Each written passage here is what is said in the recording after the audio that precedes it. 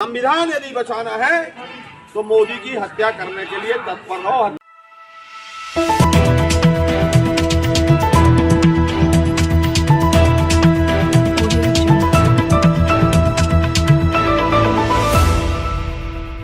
कांग्रेस के वरिष्ठ नेता राजा पटेरिया के बिगड़े बोल। चुनाव प्रचार के दौरान हमने देखा किस तरह से कांग्रेस के वरिष्ठ नेताओं पर पीएम मोदी के खिलाफ किस तरह की भाषा का इस्तेमाल किया गया। पीएम मोदी पर कांग्रेस के शब्द बाण, नीच, मौत का सौदागर, चौकीदार, चोर, अनपढ़, गवार, चाय वाला, कुएं का मेंढक और तो और रावण और भस्मासुर भी कहा गया।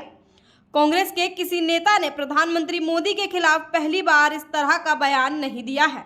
गुजरात चुनाव के दौरान भी कांग्रेस अध्यक्ष मल्लिकार्जुन रावण से पीएम की तुलना कर दी थी, तो वहीं कर्नाटक कांग्रेस के वरिष्ठ नेता वीएस उग्रप्पा ने प्रधानमंत्री मोदी को भस्मासुर ही बता दिया था। हर वक्त अपनी बात करते हैं। आप किसी को मत देखो, मोदी को देखकर वोट दो। भाई तुम्हारे को तुम्हारी सूरत कितनी बार देखना, कारपोरेशन में भी तुम्हारी सूरत देखना, एमएलए इलेक्शन में तुम्हारी सूरत देखना, एमपी इलेक्शन में भी तुम्हारी सूरत देखना। हर जगह कितने हैं भाई? क्या आपके रावण के जैसा 100 मुख है? क्या है? समझ में नहीं आता मुझे। ಮೋದಿ ಒಂದು ರೀತಿಯಲ್ಲಿ ಆಧುನಿಕ ಭಸ್ಮಾಸುರರು ಅಂತ ಹೇಳಿ ಮೋದಿ ಒಂದು ರೀತಿಯಲ್ಲಿ ಆಧುನಿಕ ಭಸ್ಮಾಸುರರು ಅಂತ ಹೇಳಿ ಮೋದಿ ಒಂದು ರೀತಿಯಲ್ಲಿ ಆಧುನಿಕ ಭಸ್ಮಾಸುರರು ಅಂತ ಹೇಳಿ ಮೋದಿ ಒಂದು ರೀತಿಯಲ್ಲಿ ಆಧುನಿಕ ಭಸ್ಮಾಸುರರು ಅಂತ ಹೇಳಿ ಮೋದಿ। और अब कांग्रेस नेता और पूर्व मंत्री राजा पटेरिया ने पन्ना में पीएम मोदी की हत्या की बात कहकर नया बवाल खड़ा कर दिया है। मोदी इलेक्शन खत्म कर देगा, मोदी धर्म, जाति, भाषा के आधार पर बांट देगा, दलितों को, वनवासी, आदिवासियों को और अल्पसंख्यकों का भावी जीवन खतरे में है। संविधान यदि बचाना है तो मोदी की हत्या करने के लिए तत्पर रहो। हत्या इन द सेंस कराने का काम। कांग्रेस नेता राजा पटेरिया के पीएम मोदी पर विवादित बयान को लेकर यूपी के डिप्टी सीएम केशव प्रसाद मौर्य का बयान सामने आया है। उन्होंने कहा कि गुजरात में भारतीय जनता पार्टी की जीत से कांग्रेसियों का मानसिक संतुलन बिगड़ गया है। कांग्रेस नेता और पूर्व मंत्री राजा पटेरिया पीएम मोदी की हत्या की बात कहकर भाजपा नेताओं के निशाने पर आ गए हैं। भारत जोड़ो यात्रा का ढोंग करने वालों की असलियत सामने आ रही है। माननीय मोदी जी जनता के दिलों में बसते हैं, संपूर्ण देश की श्रद्धा और आस्था के केंद्र हैं। मैदान में उनसे मुकाबला नहीं कर पाते कांग्रेस के लोग, और इसलिए कांग्रेस के एक नेता मोदी जी की हत्या की बात कर रहे हैं। यह विद्वेष की पराकाष्ठा है, यह घृणा की अति है। कांग्रेस के असली भाव प्रकट हो रहे हैं, लेकिन ऐसी चीजों को सहन नहीं किया जाएगा। राजा पटेरिया का बयान कांग्रेस की हिंसक मानसिकता का परिचायक है। इसी प्रकार के बयान और इसी प्रकार की मानसिकता के कारण कांग्रेस का ये हाल पूरे देश में हो रहा है। मैं इस बयान की कठोर शब्दों में निंदा करता हूं और कांग्रेस के शीर्ष नेतृत्व से माफी मांगने की मांग करता हूं। राजा पटेरिया का बयान केवल राजनीतिक बयान नहीं है, बल्कि हत्या की साजिश है। और जिस प्रकार से राजा पटेरिया ने कहा है कि वो कांग्रेस पार्टी के संगठन की जो व्यवस्था है मंडपम, उसके बैठक में ये बात कर रहे थे, इसका मतलब कि कांग्रेस के कार्यकर्ताओं के बीच में उन्होंने हत्या की साजिश की है। हत्या की साजिश का जो कानूनी कार्रवाई है वो तो उन पर होनी ही चाहिए, पर उसके साथ साथ इस बात की जांच भी होनी चाहिए, क्योंकि सोनिया गांधी, मणिशंकर अय्यर, मधुसूदन मिस्त्री, खड़गे, कमलनाथ, दिग्विजय सिंह लगातार मोदी जी के खिलाफ बात कर रहे हैं। राहुल गांधी की यात्रा जो निकल रही है उसमें पाकिस्तान जिंदाबाद के नारे लग रहे हैं। पाकिस्तान परस्त लोगों को राहुल गांधी इस यात्रा में शामिल कर रहे हैं। और ये बात केवल इस बात तक सीमित नहीं है कि एक राजनीतिक व्यक्ति ने दूसरे राजनीतिक व्यक्ति को के खिलाफ बयान दिया। ये हत्या की साजिश की है। नरेंद्र मोदी केवल भारतीय जनता पार्टी के कार्यकर्ता नहीं है, वो इस देश के यशस्वी प्रधानमंत्री हैं।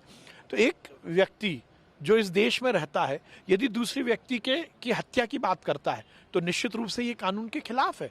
उनके खिलाफ कार्रवाई होनी चाहिए और ये जांच भी होनी चाहिए क्या कांग्रेस मोदी जी की हत्या करवाना चाहती है, क्योंकि ये कार्यक्रम जनता के बीच का नहीं है, ये कांग्रेस के कार्यकर्ताओं की बैठक के बीच उन्होंने ये षड्यंत्र रचा है। ये बहुत गंभीर मामला है। तो आदरणीय पटेरिया जी के बयानों को मैंने सुना, उससे स्पष्ट हो रहा है कि अब ये महात्मा गांधी जी की कांग्रेस नहीं है, उन्होंने खुद ही समाप्त कर दिया था आजादी के बाद। ये इटली की कांग्रेस है और इटली की मानसिकता मुसोलिनी वाली रहती है। जिस तरह से उनकी यात्रा में स्वरा भास्कर, कन्हैया कुमार, सुशांत जी चल रहे हैं ना, उससे भी स्पष्ट हो जाता है माननीय प्रधानमंत्री जी के खिलाफ इस बेहद आपत्तिजनक बयान जो माननीय पटेरिया जी ने किया है, मैं तत्काल एफआईआर कराने का एसपी को निर्देश दे रहा हूं। इसके बाद गृह मंत्री नरोत्तम मिश्रा के निर्देश पर पन्ना पुलिस ने पटेरिया के खिलाफ शांति भंग फैलाने के आरोप में एफआईआर दर्ज कर ली। राजा पटेरिया को पन्ना पुलिस ने गिरफ्तार कर लिया। वहीं धर्मराज मीणा पन्ना के एसपी ने मीडिया से बात करते हुए कहा कि समाचार के व्हाट्सएप ग्रुप्स में ये जानकारी मिली और कुछ पत्रकार साथियों से ये जानकारी मिली। साथ ही साथ पवई के पीडब्ल्यूडी के इंजीनियर हैं, उन्होंने भी ये जानकारी प्रदान करी। उस संबंध में एक आवेदन पत्र आज पवई थाने में प्राप्त हुआ है और राजा पटेरिया जी नाम के व्यक्ति के खिलाफ ये आवेदन में जानकारी प्रदान की गई और वो वीडियो को देखा गया। उस संबंध में थाना पवई में एक एफआईआर आपराधिक प्रकरण की दर्ज की गई है और उस संबंध में थाना प्रभारी और संबंधित अनुविभाग के एसडीओपी के द्वारा आगे की विवेचना की कार्रवाई की जाएगी। एफआईआर की जा चुकी है। निश्चित रूप से उस वीडियो में कुछ ऐसे तत्व थे जिससे कि धमकी देना या अमुक शांति भंग करने के दृष्टिकोण से कुछ ऐसे कथन उसमें दिए गए हैं जो कि निश्चित रूप से डेरोगेटरी रिमार्क की श्रेणी में आते हैं और धमकी की श्रेणी में आते हैं। तो एफआईआर में सभी सेक्शंस का समावेश किया गया है। इन्वेस्टिगेशन जारी है। आगे आने वाले समय में यदि कोई और आईपीसी या अन्य प्रकार के अन्य कानूनों के सेक्शंस अगर अट्रैक्ट होते हैं तो निश्चित रूप से उनका भी विवेचना के दौरान समावेश किया जाएगा और वैधानिक कार्रवाई शीघ्र पूरी की जाएगी। राजा पटेरिया को पन्ना पुलिस ने गिरफ्तार कर लिया। कांग्रेस नेता और पूर्व मंत्री राजा पटेरिया ने पन्ना में कांग्रेस के एक कार्यक्रम में कार्यकर्ताओं से बात कर रहे थे। वायरल वीडियो के अनुसार इसमें वह कह रहे हैं कि मोदी इलेक्शन खत्म कर देगा, मोदी धर्म, जाति, भाषा के आधार पर बांट देगा, दलितों का, आदिवासियों का, अल्पसंख्यकों का भारी जीवन खतरे में है। संविधान यदि बचाना है तो मोदी की हत्या करने के लिए तत्पर रहे। उन्होंने कहा कि मोदी इलेक्शन खत्म कर देगा, मोदी धर्म, जाति, भाषा के आधार पर बांट देगा, दलितों को, वनवासी आदिवासियों को और अल्पसंख्यकों का भावी जीवन खतरे में है। संविधान यदि बचाना है तो मोदी की हत्या करने के लिए तत्पर रहो। हत्या इन द सेंस कराने का काम।